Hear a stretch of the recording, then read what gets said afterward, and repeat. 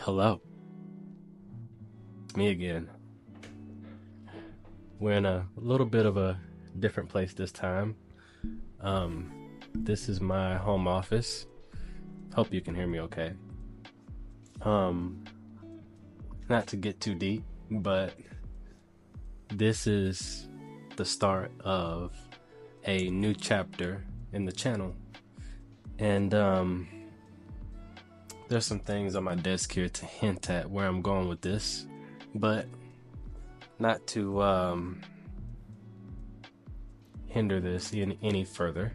I want to kind of bring you guys along on this new chapter of my life that coincides with the new chapter of this channel, and introduce you to this new camera that I just got. Now, before I get too much into this, I want to give you guys a little bit of a background. So, I've actually been shooting for, I want to say professionally since maybe 2019. But before that, I shot a few years actually with this camera here. This is a camera that my dad got like 20 years ago. And this is the Canon EOS Rebel T2i, right? I shot a few shots with this, showed some people. Oh my gosh, you're so good at this. And I was like, you know what? I think I'm gonna try to do this professionally. So I stepped up to the 90D, and oh my gosh, was that thing a workhorse. If I were to give that camera a name or a nickname in general, it would be a workhorse. It was an absolute workhorse of a camera. 32 megapixel, I think, as far as I can remember.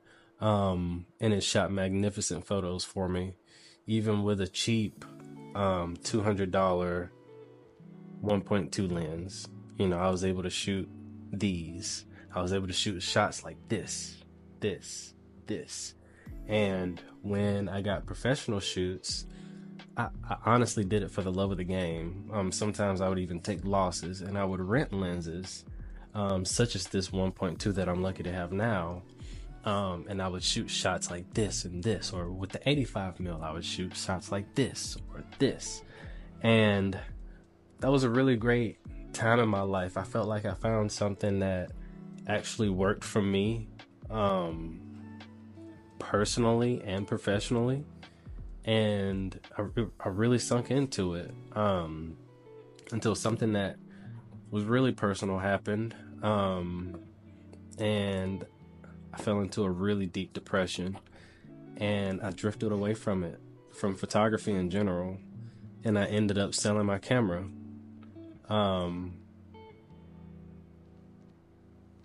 And that right there kind of, I knew that one day I would come back, but I just didn't know when or how. And I say that all that to say that this camera here really signifies a new beginning for me, in so many ways, you know. But anyway, now that all that's said and done, let's talk a little bit more about the camera. So with the start of this journey, I decided to go with the R6 Mark II. I don't want to say it fit into my budget nicely, because this is an expensive ass camera. Okay, let's just be real. Let's be honest, right? This is an expensive ass camera, but I really wanted to give myself a fair shot, with shooting a full frame mirrorless camera. And to me, with how I feel, this is my personal opinion, right? If you got opinions, go ahead and put them in the comments. But with this camera, I feel like it fits my level of professionality, my level of skill, quite nicely, actually, or at least I felt like it would. Comparing to the 90D with my with my experience with it, I constantly felt frustrated with the crop sensor just not having enough just space to shoot what I really wanted to shoot. But giving myself a really good platform to start with. Like overall, just my thoughts on this thing, going from the 90D and jumping to this thing, if I have to call the 90D a workhorse, this thing right here is an absolute weapon. And I hope I don't get demonetized for saying this. Like I'm talking about a camera, YouTube, okay? All right. But this thing is an absolute weapon of a camera, okay? The autofocus, you look at what you want, boom, you look at it, it's in focus, or it's mostly in focus, so much so to the point to where if you're doing prints, you wouldn't be able to tell unless you pixel peep it, you know? And let's be real about this, right? For most of us, the people that we're shooting for aren't going to pixel peep. They aren't going to take their photo and zoom in on the chromatic aberration, or if I zoom in really deep, I see a little bit of grain. Really, grain nowadays is in a lot of photos that I've seen. So if you have a little grain in your photo, honestly, it makes it look more cinematic. But honestly, with this camera, it's not something to worry about.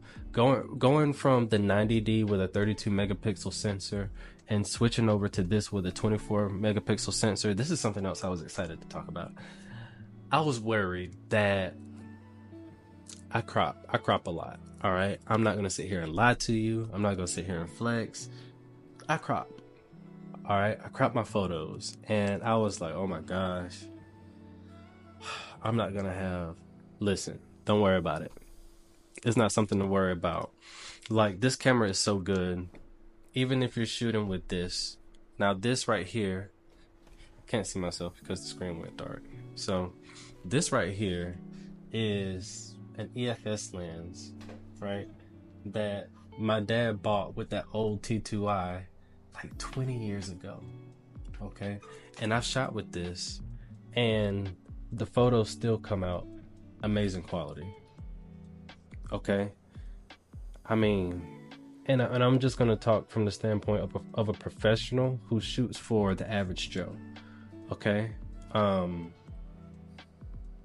Really, honestly, with that being said, a lot of people could say, okay, well, why didn't you just get another 90D and just deal with it from there? Well, I take pride in my work. I mean, whenever I'm editing a photo in Lightroom and I'm looking on my $500 monitor, my $500 2K monitor, I want to at least get most of the resolution, be able to see most of the resolution in color from my photos. And with this camera, it more than does that. It more than does that. And as an owner, I couldn't be more than happy. So really, as an initial video, that's about it. If you liked it, feel free to click and subscribe. I've got more coming. Just to let you know, because I do want to make sure I have an informed audience. I am going to make a video detailing my thoughts on the Canon mount, the 1.2 lens itself on the camera. I'm going to just go into detail with my thoughts and my experience with it. I mean, honestly, overall, honestly, like, this camera is just,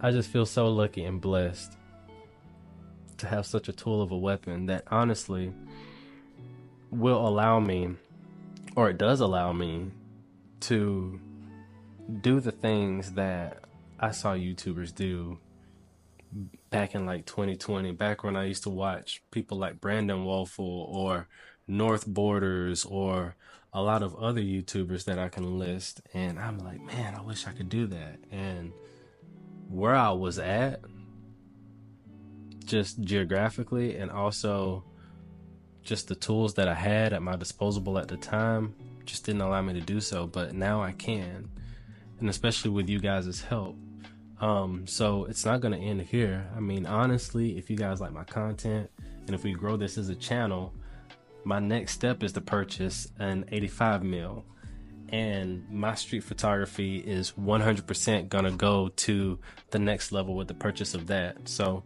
I'm gonna show you guys some samples. Feel free to like and subscribe. Please like and subscribe, help me grow the channel. Check out my Instagram also.